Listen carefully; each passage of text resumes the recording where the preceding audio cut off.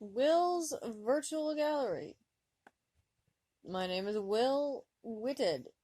I'm glad you stopped by. Welcome to my virtual gallery. Come on in and have a look around. I have reflections here of several projects I've completed over the years.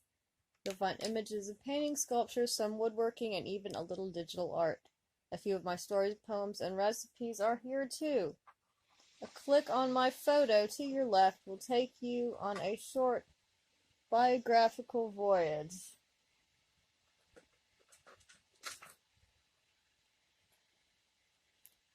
On that trip, I'll attempt to describe myself with glowing hyperbole such that you will be instantly enamored of my warm-hearted humanity and agog at my capacious perspicacity. Yes, I know this seems like an especially vain way of communicating. I'm hoping that you'll overlook that failing and enjoy getting to know me. Vanity aside, these pages are a good way to share stuff with friends I don't often see. Even the occasional stranger may be interested in my somewhat off-center aesthetic. Paintings.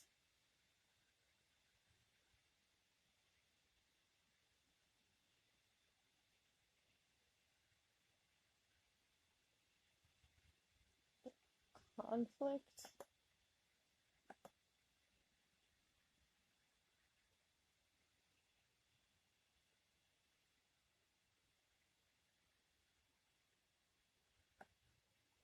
Paradox.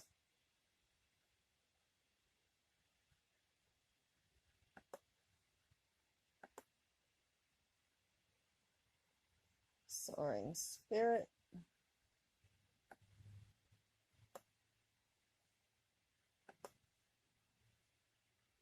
And some sculptures.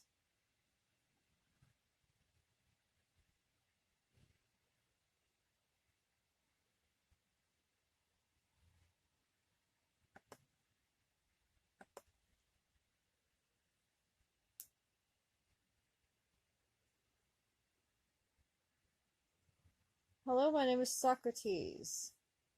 No, I'm not related to that crazy Greek in the dress. I, in point of fact, owe my existence to a quite excellent lineage of fine-scaled dragons from the general environs of Camelot.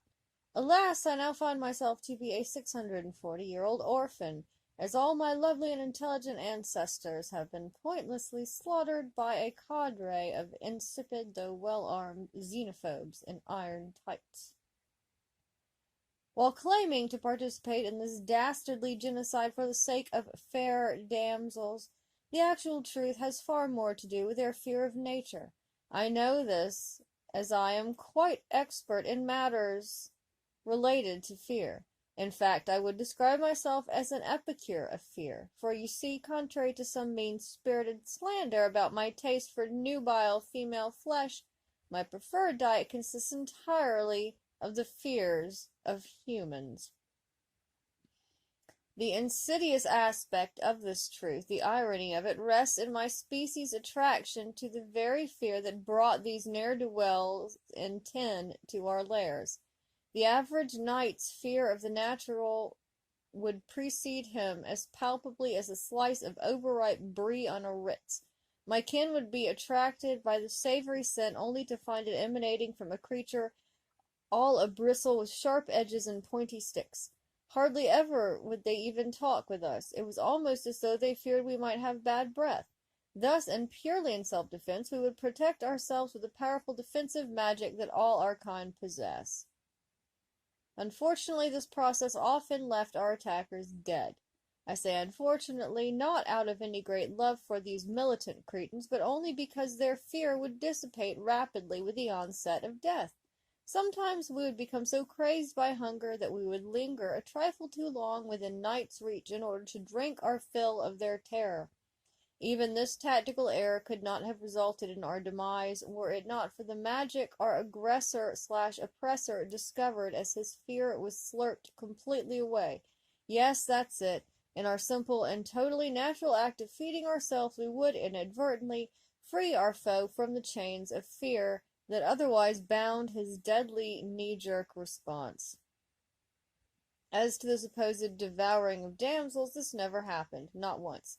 Not even when they would prick at our tender parts with their pathetic little blades. Clearly, we would be attracted by the fears of these delightful creatures, for the feeding was even richer here than with their male counterparts, but under no conditions whatsoever did a dragon ever so much as nibble at the tresses of a maiden.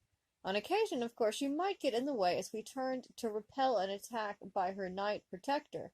This would usually result, much to our chagrin, in her untimely though unavoidable death by scrunchage. But it was not our fault, damn it. I seem to have gotten off on a rant. Please forgive this lapse of taste. I have the most beautiful scales imaginable. I am essentially green, but I tan the most alluring shade of golden yellow. I wear glasses over my large golden eyes, and like to arrange my wings to attractively frame my face. Small children are sometimes frightened, nummy, by my smile. I don't know why. I have a full set of long, sharp teeth that are greatly prized by my kind for their ability to break open even the most neurotic of fears. As I mentioned previously, I'm 640 years old and have a taste for the fears of humans. I stand 5 foot 3 inches tall to the tips of my wing claws, and I weigh in at about 45 pounds. Times have been lean lately, as my roommate Will has fed me almost all of the fears he once had and felt he could spare. Fortunately, I'm able to maintain a proper dragonish figure by the application of powerful magic. It's like flying. Once you learn how to let go of the ground, you never forget. Would you like to be our friend? We could share some great adventures. Your pal, Sock.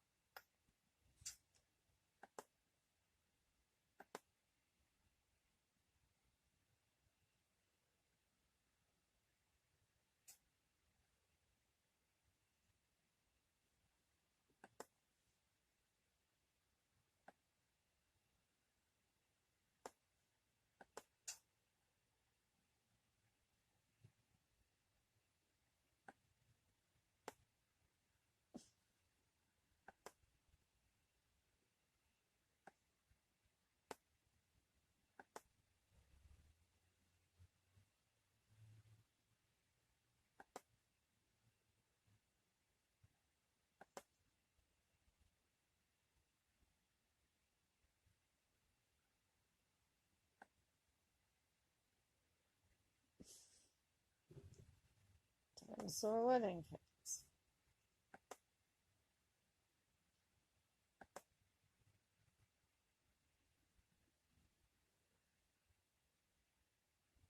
Artwork by me. Okay, so it isn't some of the best on the web, so shoot me. Well, maybe not, but I'm working on it. It's alright. It's alright. Alright, these are all images of the world of Anne McCaffrey's Pern for now, anyway, simply because I love to draw them. Let's see. Did I get to look at them?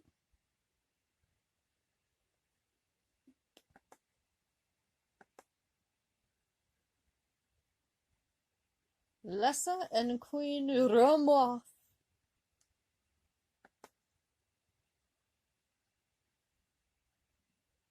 Minali and her fire lizards.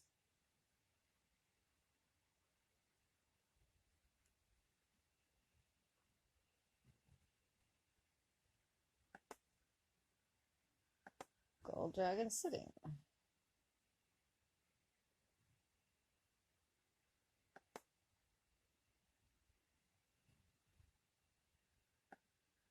Want me to draw you?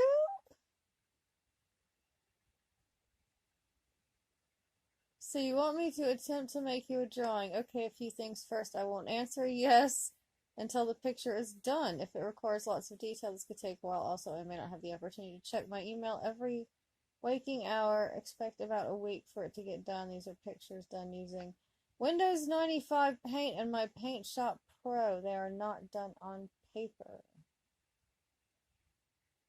My pictures are a lot better on paper, of course, but I think these are pretty darn good for using the mouse, don't you think?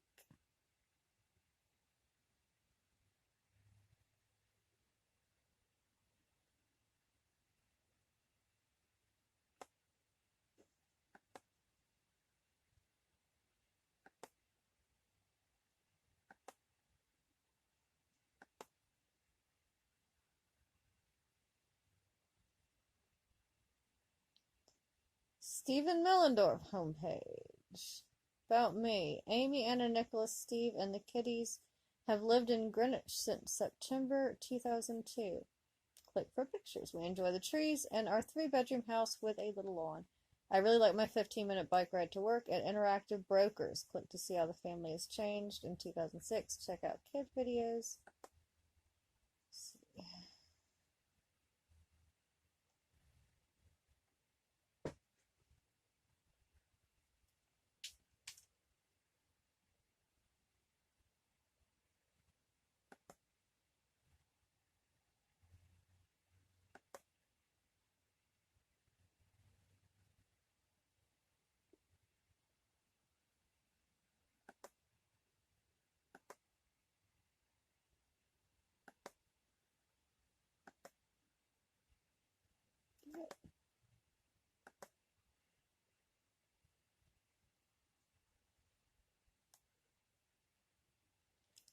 Owner's IQ test. Find a way to win $1 million USD. Send the money to me to prove that your solution works. Okay.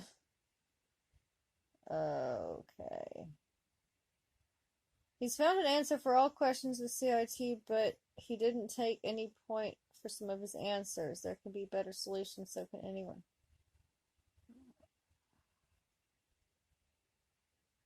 Here are some drawings of my 4-year-old son. He drew these with Windows Paint without any assistance or guidance.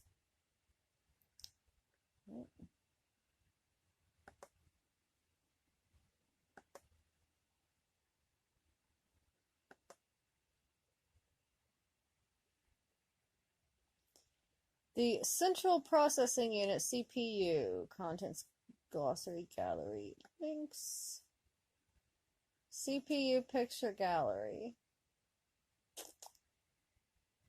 This is a classic 8-bit CPU.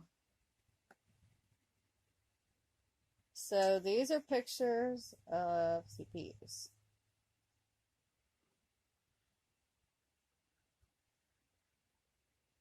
Intel i386.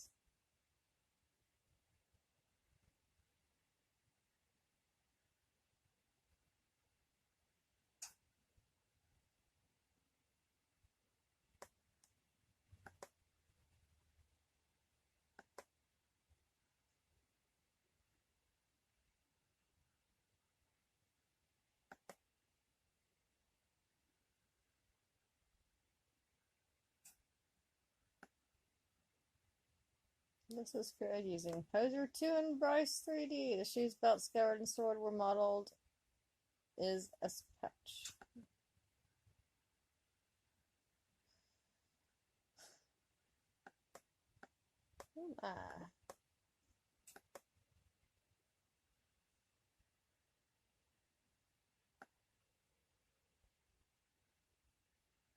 This is my daughter's dream job. Training dolphins.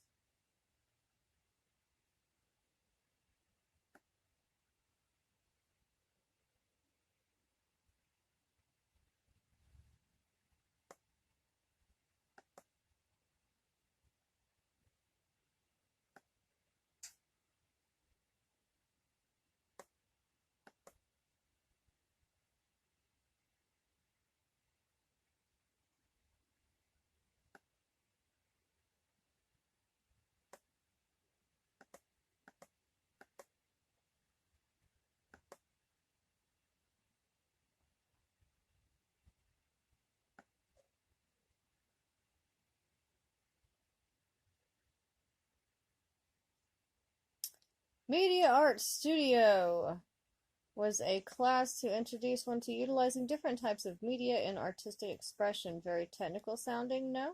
Anyway, the class was split into 3 segments: computer art, audio art, and video art.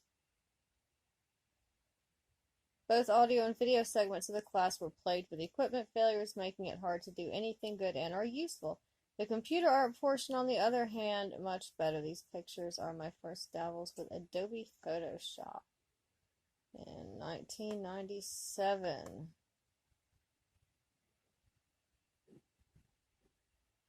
But we can only look at the thumbnails.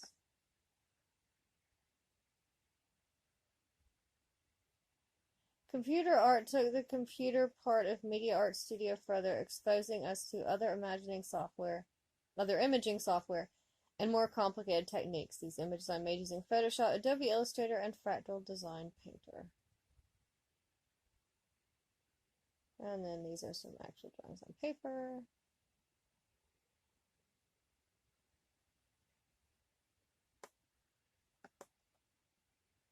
CD Digital Squid.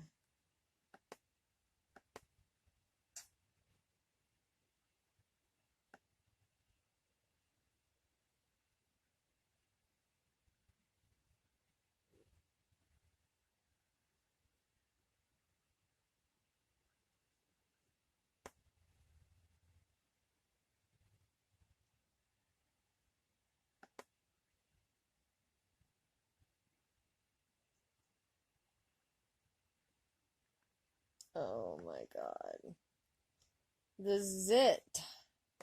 Oh dear, my friend, you will never believe it. My face is grotesque. I have a huge zit. Right there on my jaw for all to see. It's as big as my face. Quite literally.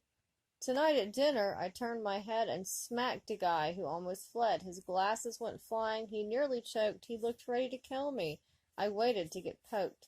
Though I try really hard to squeeze out a pop, I can't get the thing to let loose of one drop. I've even tried using my Ginzu knife. Maybe it's there for the rest of my life. I'll buy it a wig and draw on a face and proudly display it every place. Just think of it this way. I'm never alone. I'll have in my zit a chaperone.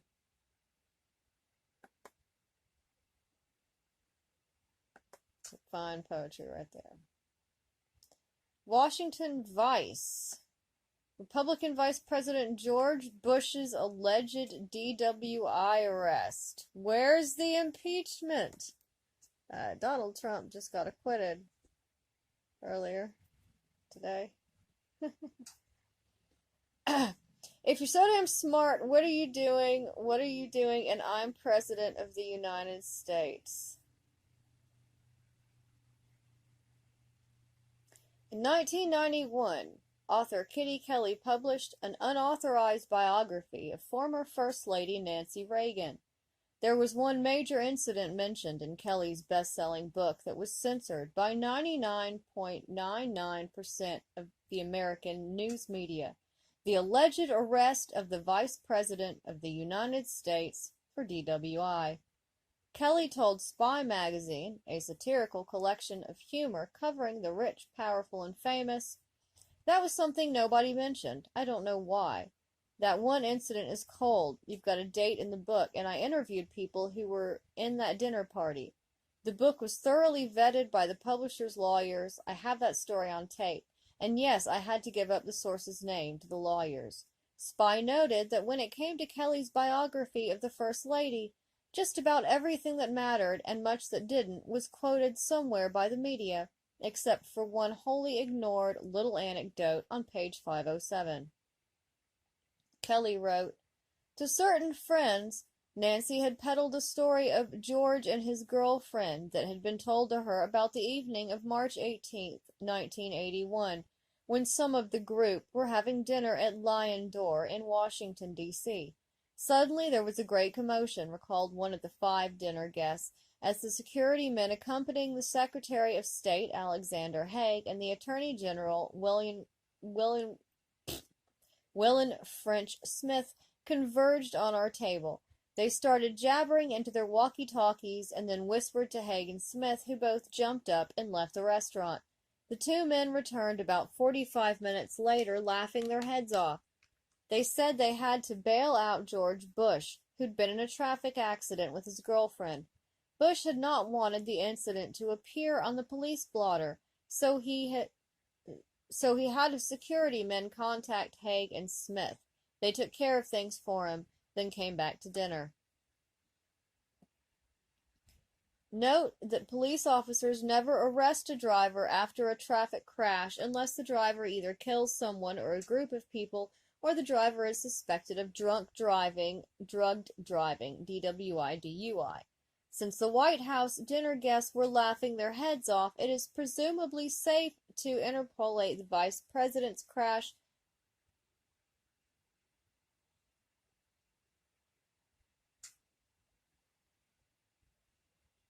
Since the White House dinner guests were laughing their heads off, it is presumably safe Since the White House dinner guests were laughing their heads off, it is presumably safe to interpolate the vice president's crash did not involve dead bodies, even though Haig, as a four-star general during the Vietnam War/police action, presumably doesn't care about dead bodies. Less than 2 weeks later, Nancy's husband Ronald was shot by John Hinckley, as were 3 presidential aides. Hinckley's brother was scheduled to have dinner with George Bush's son Neil, according to an article on Tuesday, March 31st. The Houston Post published a copyrighted story under the headline, "Bush's son was to dine with subject's brother," by Arthur Weiss and Margaret Downing. The lead paragraph read as follows: Scott Hinckley, the brother of John Hinckley Jr., who was charged with shooting President Reagan and 3 others, was to have been a dinner guest Tuesday night at the home of Neil Bush, son of Vice President George Bush, the Houston Post has learned. Earl Goals reported a similar news article in the Dallas Morning News 2 days after the shootings on April Fool's Day 1981. The national media made a huge deal out of the assassin's acquaintance with actress Jodie Foster, but censored the connections with the vice president, who took over the reins of the presidency while the elderly Reagan tried to recover in hospital. It is safe to say that Nancy Reagan hated Vice President George Bush, the ambitious CIA spy and former CIA director who seized the presidency without an election. This hatred was certainly a motivation as effective as any truth serum. Former CIA Director Richard Helms, one of 20 Reagan-Bush White House officials convicted in the Iran-Contra cocaine for guns NATO stockpiles for cash scandal, testified to Congress the CIA successfully completed over 60,000 assassinations. Mind-controlled assassins MK-Ultra torture psychology program were just one of the CIA's many underhanded specialties. Reagan and Bush's Costa Rican embassy staff, including the U.S. ambassador, were expelled from that nation for the crime of importing cocaine into the USA. As head of the CIA, Bush was certainly one of America's more ruthless government employees. The Washington Post Book World reviewed the story, tongue-in-cheeky. Kitty Kelly's biography is a sober classic, a study of what it means to be an American. Excellent. The Nation Review read, "Gossip serves as justice in a corrupt world. In a real sense, the Reagans are getting the comeuppance they deserve. Turnabout against hypocrites is always fair play, and no system yet has devised a more exquisite punishment than the unauthorized biography." Note that General Haig has been one of journalist Bob Woodward's composite sources for Deep Throat, the anonymous White House informant that exposed the secret tape recordings of the criminal activities of the Republican President Richard Nixon. Woodward was a naval officer at the Pentagon, working as liaison between the Joint Chiefs of Staff and General Haig, Nixon's White House Chief of Staff. This is according to Colodny and Getlin in Silent Coup. Nixon resigned before he could be impeached, then was given a blanket pardon by the appointed Republican President Gerald "Magic JFK Bullet" Ford. Haig also became advisor to Amway Corporations for its Chinese operations. Amway, the largest single presidential campaign contributor in America, prefers to hire employees with no legal rights or employee benefits whatsoever. Bob Woodward is now editor of the Washington Post. This was not the only alleged arrest incident to befall the future president in the nation's capital. Spy, in an article titled 1001 Reasons Not to Vote for George Bush, Number 1, He Cheats on His Wife, published the names and photos of 6 alleged or confessed girlfriends of the married politician on the eve of the then-president's 1992 re-election attempt. Another of the women had served the politician in a variety of positions, according to the Washington Post. One of these women was later appointed to an ambassadorship. Spy also mentioned that a British newspaper had published a story that at approximately the same time as the DWI crash cover-up, the vice president was allegedly involved in another altercation while with a girlfriend, which girlfriend was not reported. This act, however, involved being shot and wounded at the lover's home. One of the president's alleged mistresses, Janet Cook, co-authored a Washington Post article titled "Anatomy of a Washington Rumor," attempting to debunk this particular allegation. The vice president/president also had an ongoing prescription for the psychiatric drug Halcion, a powerful tranquilizer of the benzodiazepine type. Halcyon's side effects include amnesia, confusion, anxiety, hostility, hallucinations, agitation, and violence, and puking on Japanese diplomats on live international television. Secretary of State James Baker referred to these little pills as blue bombs. Halcyon possibly has negative side effects upon drivers, either by itself or in combination with alcohol. Worst Pills, Best Pills, A Consumer's Guide to Avoiding Drug-Induced Death or Illness, a book written by doctors for Ralph Nader's Public Citizen Consumer Watchdog Group, classifies Halcyon in the "do not use" category. Approximately 1 year after the vice president's alleged DUI arrest on April 14, 1982, Republican President Ronald Reagan signed Executive Order 12358 to establish the Presidential Commission on Drunk Driving to 1. Heighten public awareness of the seriousness of the drunk driving problem, 2. Persuade communities to attack the drunk driving problem, 4. Generate public support for increased enforcement of local drunk driving laws. The report also warned that enormous danger lies in the fact that the Presidential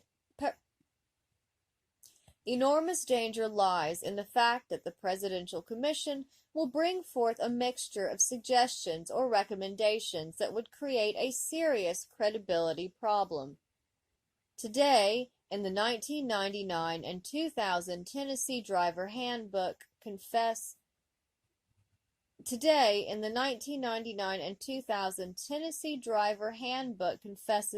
strictly speaking, a driver can be convicted of drunk driving with a blood alcohol level of 0.00%. Having a blood alcohol below the presumed level of intoxication does not clear a driver of DUI. Politicians routinely pass strict laws that the public must obey, but laws that politicians can ignore. The corporate-owned news media is no more likely to advertise the reality of a zero-tolerance alcohol prohibition than report a GOP vice president was arrested DUI with his mistress. For more information about the father of Y2K Republican presidential selectee George W. Taxecutioner Bush, Jr., his father is George H. W. Bush, check out Senior's unauthorized biography online for free, along with Bush Watch. The tough-on-crime Texas Governor Bush Jr. proves the like-father-like-son cliché holds true. He was allegedly arrested for cocaine use. "I made mistakes," Bush Jr. confessed, and was allegedly a drunken male stripper at college keg parties. The alleged nude table dance photo has yet to surface. On November 2, 2000, just 5 days before the close of the presidential election polls, Bush Jr. confessed that he was arrested and convicted for DUI in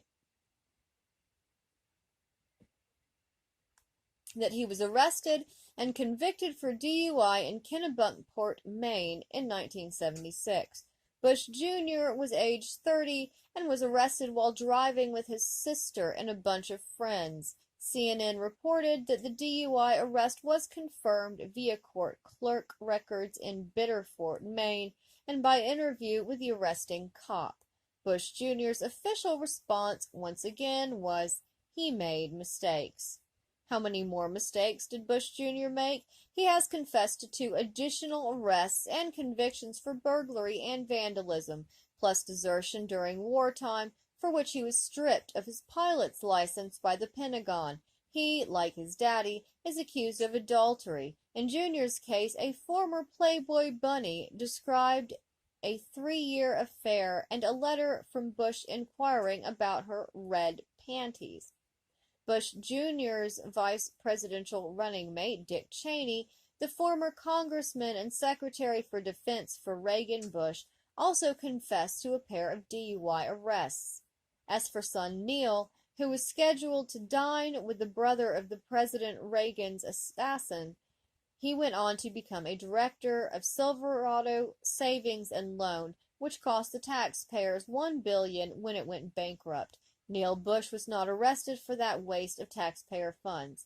Everyone is human, but not everyone passes laws to put tens of millions of their fellow citizens in prison or give them the death penalty for doing the same things that they enjoy doing.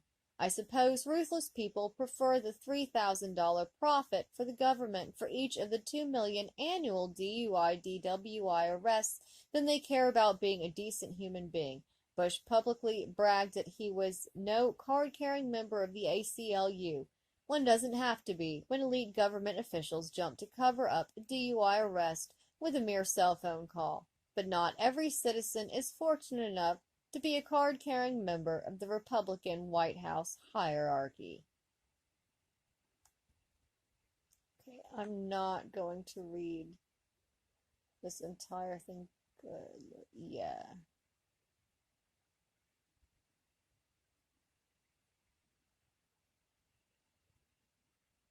So this is, if you would like to read a lot of articles on George W. Bush. A stunning Playboy model has unleashed the opening salvo in a vicious smear campaign against George W. Bush, claiming she had a torrid 18-month affair with the presidential candidate that ended last June. Political experts say her sordid tale is just the beginning of a dirty tricks campaign that will be aimed at the front-runner during his quest for the White House, and it raises the question of who put her up to trying to destroy Bush's campaign.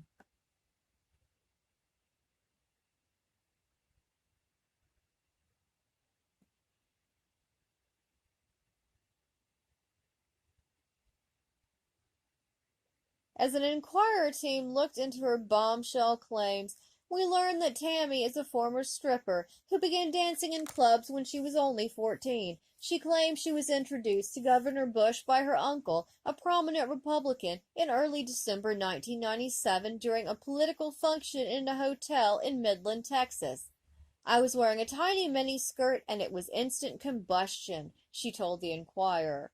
Tammy alleges that she and Governor Bush made passionate love that very day before leaving the hotel. Fast fact, George W. Bush and his wife Laura tied the knot after knowing each other only 3 months, and her story becomes even more lurid. The next day, she says the Texas governor called her on her cell phone and made a date for a few days later, asking her to wear the same red panties she'd worn when they first met.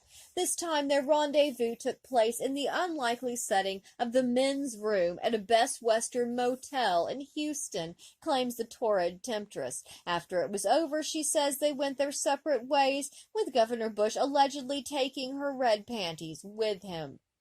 6 other similarly clandestine liaisons took place before their final one in San Diego last June, asserts Tammy.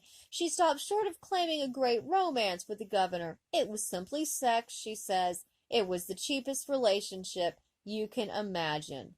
Tammy, who posed for Playboy lingerie and swimsuit issues between 1989 and 1992, told the Inquirer she was holding the smoking gun proof of the relationship, a handwritten note from Governor Bush in which he mentions the red panties.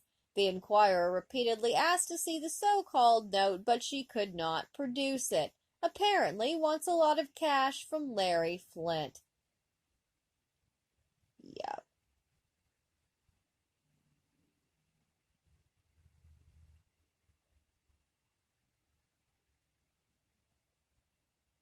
What's the difference between a rich man who drinks too much and a poor man who drinks too much? The rich man's alcohol dependent and the poor man is a drunk.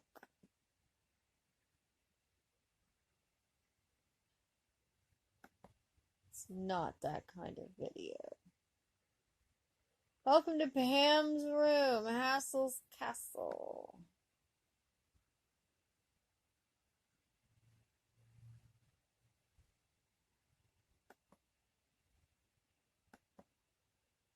Oh, cars. Cats. Pam's cat mage in memorandum. Fat Mama Cat. The late great Putty Tat, Bubba, and Brewer.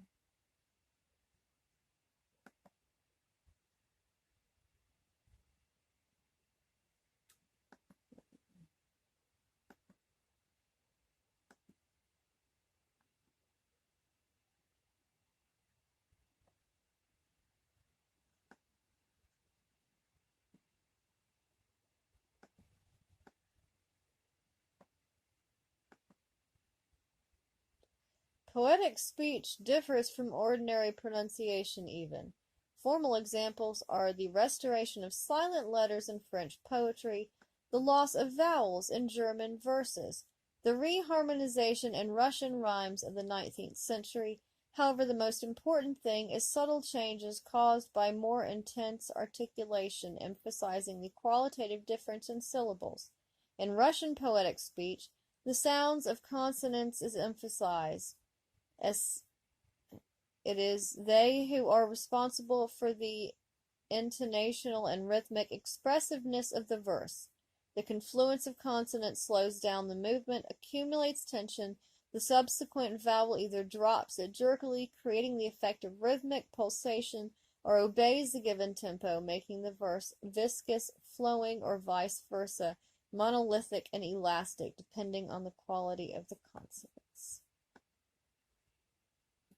So this appears to be a site about Russian poetic speech.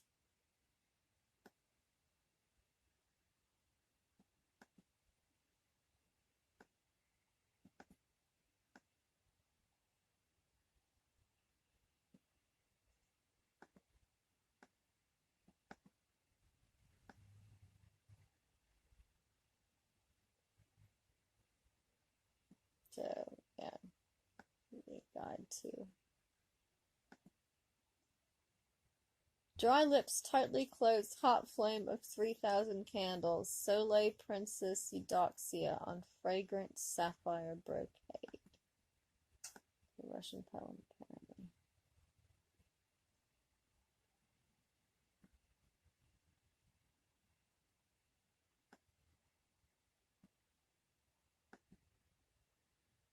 But there will be a wet hand on a clean edge, and the rustle of fallen sand already does not hurt.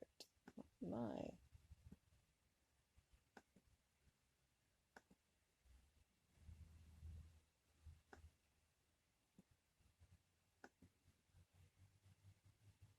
In the old days, a long time ago, do you remember? The moon is floating in the night sky.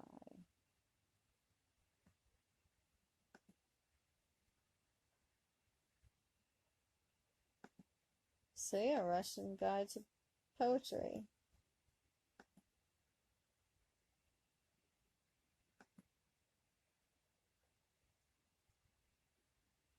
Writers, very limited. Last updated October 2001. Hi, I'm William Fung, more widely accepted as BJ, and welcome to version 2.30 of my homepage. A small group who share an interest in creative writing.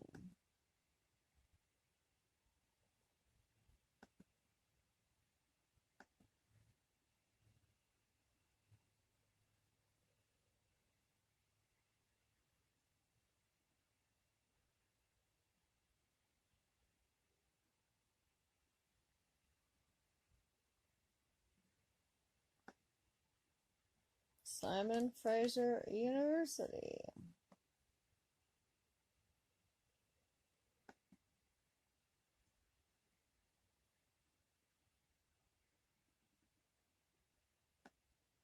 H1N1 swine flu. I got that back in the day. Like, seriously, I did.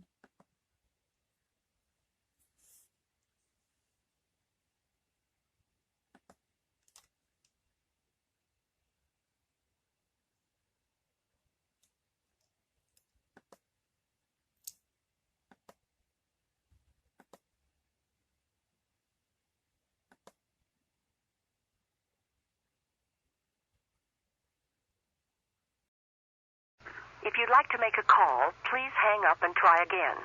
If you need help, hang up and then dial your operator.